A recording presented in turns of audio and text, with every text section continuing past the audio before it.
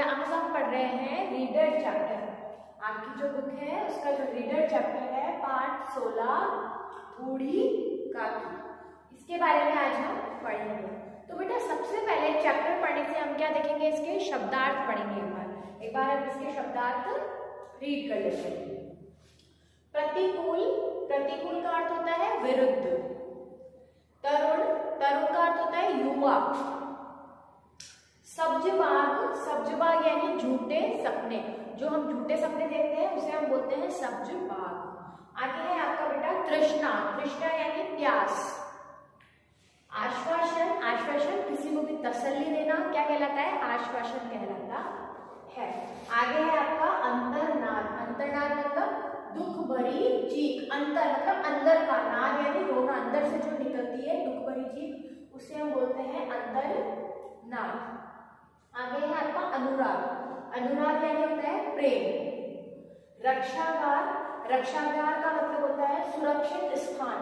रक्षा, रक्षा का अर्थ होता है सुरक्षा और गार का अर्थ होता है स्थान, तो सुरक्षित स्थान रक्षागार कहलाता है। आगे है आपका लोलुपता, लोलुपता का अर्थ होता है लालचीपन। जो लालचपन आता है इंसान के अंदर उसे हम क्या बोलते हैं, लोलुपता बोलते हैं। आगे है प्रतिष्ठा, प्रतिष्ठा का अर्थ होता है इज्जत। किसी की इज्जत करना क्या कहलाता है, प्रतिष्ठा कहलाता है। तो आज हम पढ़ेंगे चैप्टर बूढ़ी काकी और इसके शब्दार्थ हम पढ़ चुके हैं। चलिए बेटा आगे आप अपने बुक ओपन करिए। बुक में पेज नंबर 125 पे है आपका बूढ़ी काकी। बूढ़ी काकी वृद्धावस्था जीवन का यह अंतिम पड़ाव है। सभी जानते हैं जो वृद्धावस्था होती है वो हमारे जीवन का अंतिम पड़ाव होता है। इसके पहले हमारी कौन कौन सी स्टेज होती है वो मैं आपको बताती हूँ। सबसे पहले बच्चा जब पैदा होता है तो उसकी होती है बाल्यावस्था, ठीक है। उसके बाद में बच्चा जब थोड़ा सा बड़ा होता है तो उसकी आ जाती है कौन सी, युवा अवस्था। उसके बाद में जब जवान होता है तो वह अलग व्यवस्था होती है, और जब लास्ट में जब बुढ़ापा आता है उसका तो वह उसकी जो अवस्था होती है उसे हम क्या बोलते हैं, वृद्धावस्था बोलते हैं, ठीक है। तो वृद्धावस्था इस तरह से हमारे जो जीवन की होती है 4 स्टेप्स होते हैं बेटा, उसमें ये जो स्टेप होता है ये लास्ट होता है, यानी बूढ़े होकर के इंसान का जीवन समाप्त हो जाता है। तो जब व्यक्ति अपनी ज्ञानेंद्रियों पर नियंत्रण खोने लगता है। अच्छा इसके आगे आपको बताते हैं ज्ञानेंद्रिय, ज्ञानेंद्रिय क्या होती है हमारी, नाक, आंख, मुंह, सुनने की जो शक्ति होती है हमारी, ये सब शक्तियां क्या होती है इस टाइम पे कम होने लग जाती है, यानी हमारा खुद का कंट्रोल नहीं होता है जब हमारी वृद्धावस्था आती है। तो बूढ़ी काकी के में जीभ के स्वाद के सिवाय और कुछ इच्छा शेष ना थी। जो बूढ़ी काकी जिसके बारे में बताया गया है उनके सिर्फ जीभ का स्वाद बचा था, मतलब न तो उन्हें बोलने का पता था न उन्हें अच्छे से सुनाई देता था, लेकिन जीभ का स्वाद उनका बचा था, यानी खाने पीने का उनको टेस्ट जरूर आता था। जब बाजार से कोई वस्तु आती है और उन्हें न दी जाती तो वे बच्चों के समान जोर जोर से रोने लगती थी। जैसे छोटा बच्चा नहीं होता कि मार्केट से कोई चीज आए और उसे ना मिले तो क्या होता है, जोर जोर से रोने लग जाता है। उसी तरह जिस पार्ट में बूढ़ी काकी है वो भी क्या करती है, मार्केट से कोई चीज आए और उन्हें खाने को ना मिले तो वो क्या करती थी, जोर जोर से रोने लग जाती थी। भतीजे के घर में भरपेट भोजन के लिए तरसती थी। भतीजे मतलब क्या होता है बेटा, भाई का जो बेटा होता है वो कौन कहलाता है, भतीजा कहलाता है। तो उनके घर पे भरपेट भोजन के लिए वह तरसती थी। कभी कभी जाने अनजाने ऐसे वृद्धजनों का अपमान हो जाने से सदाचारी प्रवृत्ति के लोगों की अंतर आत्मा कांप उठती है। अंतरात्मा तो जाने अनजाने में क्या होता है कि कई बार हमारे मन में क्या होता है, उनका अपमान हो जाता है, ठीक है, कि कोई चीज हम लेके आए लेकिन हमने बड़े बूढ़ों को नहीं पूछा, तो मन ही मन में क्या होता है, उनको अंतरात्मा उनकी जो है वो कांप उठती है। मनोभावों के कुशल चितेरे मुंशी प्रेमचंद ने मानवीय आचरण और व्यवहार की इस कहानी को बड़े ही मनोवैज्ञानिक ढंग से प्रस्तुत किया है। तो बेटा पूरा जो चैप्टर है वो इसी से रिलेटेड है कि इसमें बूढ़ी काकी है जो कि किस तरह से उनको खाने के लिए नहीं पूछा जाता तो वो कैसे परेशान रहती है, कैसे रोती है, और मुंशी प्रेमचंद जिन्होंने ये चैप्टर लिखा है उन्होंने पूरे चैप्टर में हमें इसी बारे में समझाया है। तो आगे हम पढ़ते हैं।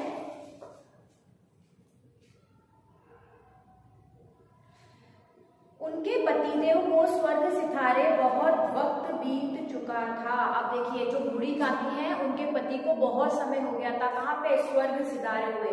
स्वर्ग में गए हुए उन्हें बहुत टाइम हो चुका था।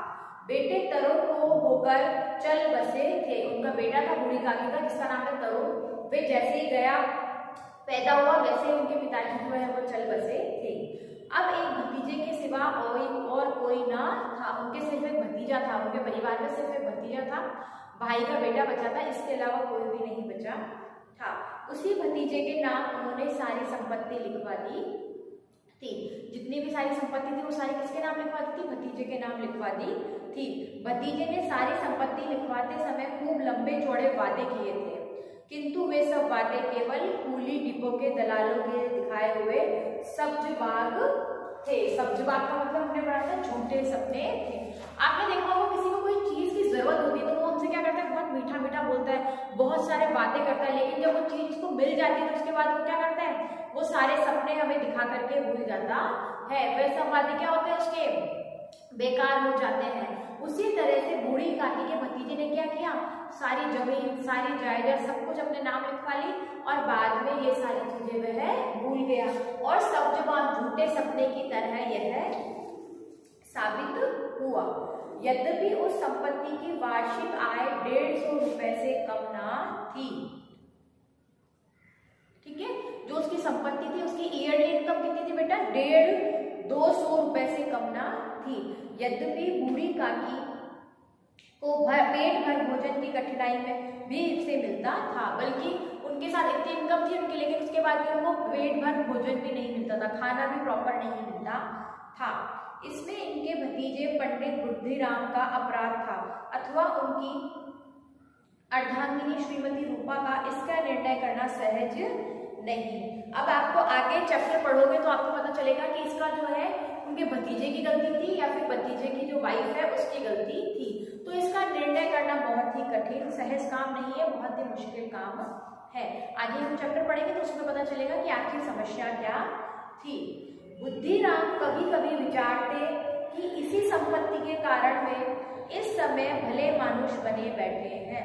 बुद्धिराम जो थे उनके भतीजे, वो कई बार सोचते थे कि मेरे पास जो ये संपत्ति मिली है ना, इसी के कारण मैं क्या हूँ, एक भले मनुष्य बन के बैठा हूँ, अच्छा मनुष्य बन के बैठा हूँ।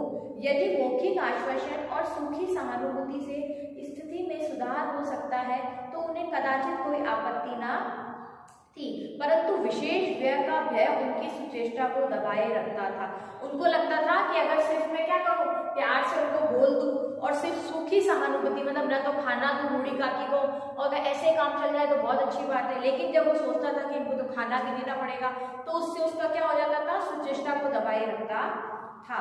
यहाँ तक कि यदि द्वार पर कोई भला आदमी बैठा होता तो बूढ़ी काकी उस समय अपना राग अलापने लगती तो वे आग बबूला हो जाते और घर में आकर उन्हें जोर से डांटते। सपोज अगर घर में कोई उनके कोई मेहमान आया हुआ या बाहर से कोई गेस्ट आए हुए उनके, तो उनके सामने बूढ़ी काकी क्या करती थी, अपने दुख को गाती थी कि मेरी इससे जमीन ले ली लेकिन मुझे खाना प्रॉपर नहीं दे रहा, ये सब। तो उससे क्या होता था, उसे घर के अंदर आके अपने भतीजे से डांट खानी पड़ती थी कि तू दूसरों के सामने मेरी बुराई क्यों कर रही है, डांट पड़ती थी।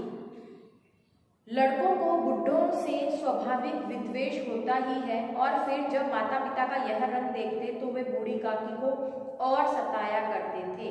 ठीक है, तो माता पिता जब लड़कों को क्या होता है, बुढ़े वैसे भी पसंद कम ही होते हैं, लेकिन फिर भी विद्वेष हमने पढ़ा था, नहीं पढ़ा। ठीक है, तो लड़कों को क्या होता है, वैसे तो उनसे दिक्कत तो होती है, लेकिन जब अपने माँ बाप को देखते थे तो बूढ़ी काकी से और भी अलापने लगते थे और वे आग बबूला हो जाते और घर में आकर के उन्हें जोर से डांटते थे।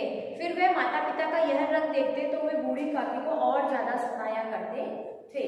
कोई चुटकी काटकर भागता, यानी जो भतीजे के बेटे थे, बच्चे थे, वो क्या करते, कोई चुटकी काटकर चूटी काटता और फिर भाग जाता। कोई उन पर पानी की कुल्ली कर देता, मुंह में पानी भर के उन पर थूककर चला जाता था। काकी चीख मारकर रोती, परंतु यह बात प्रसिद्ध थी कि वे केवल खाने के लिए रोती है, लेकिन सबने क्या बना दिया था कि ये किसके लिए रोती है, सिर्फ खाने के लिए रोती है। लेकिन उसके साथ समस्या क्या हो रही थी, कोई उस पर कुल्ली करके चल जाता था, कोई उसको चूटी भर के चल जाता था, लेकिन बात क्या थी, बाकी सब क्या कहते थे, ये तो सिर्फ खाने के लिए ही रोती है। अतः उनके संताप और आर्तनाद पर कोई ध्यान नहीं देता था। आर्तनाद दुख भरी चीख, उनकी जो दुख भरी चीख है उसमें कोई भी ध्यान नहीं देता था। हाँ, काकी क्रोधातुर होकर बच्चों को गालियां देने लगती तो रूपा घटना स्थल पर आ पहुंचती। लेकिन जब क्या होता, ये सब घटना घटित होती, उसके वजह काकी जब गाली निकालना चालू करती बच्चों को, तो रूपा कौन है बेटा, उनके भतीजे की बहू है, भतीजे की वाइफ है, वो एंड मोमेंट पर आ जाती थी। और संपूर्ण परिवार में यदि काकी से किसी को अनुराग था तो वह बुद्धिराम की छोटी लड़की लाडली थी। ठीक है, जो छोटी बेटी है उसकी वो लाडली थी। लाडली अपने दोनों भाइयों के भय से अपने हिस्से की मिठाई चबेना बूढ़ी काकी को पास बिठाकर खिलाया करती थी। यही उसका रक्षागार था। यद्यपि काकी की शरण उसकी लोलुपता के कारण बहुत महंगी पड़ती थी, तथापि भाइयों के अन्याय से यह कई सुलझी हुई सुलभ थी। इसीलिए स्वार्थानुकूलता के कारण उन दोनों में सहानुभूति का आरोपण कर दिया था। ठीक है, इसी तरह से बेटा जो उसकी छोटी बेटी थी वो क्या करती थी, संपूर्ण परिवार में काकी के साथ अगर किसी को प्रेम था तो किसका था, उसकी जो छोटी बेटी थी, जो उनके भतीजे की छोटी बेटी थी, उसको बहुत ही अनुराग था। वो अपने हिस्से की जो चने चबेना मिठाई मिलती थी वो भी बूढ़ी काकी को पास बैठ करके खिलाया करती थी, उसी के साथ बैठ करके शेयर किया करती थी। ठीक है, इसी तरह से बेटा ये चैप्टर हमारा यहाँ तक पूरा हो गया है। इसके आगे हम नेक्स्ट क्लास में पढ़ेंगे। ठीक है, thank you, have a nice day.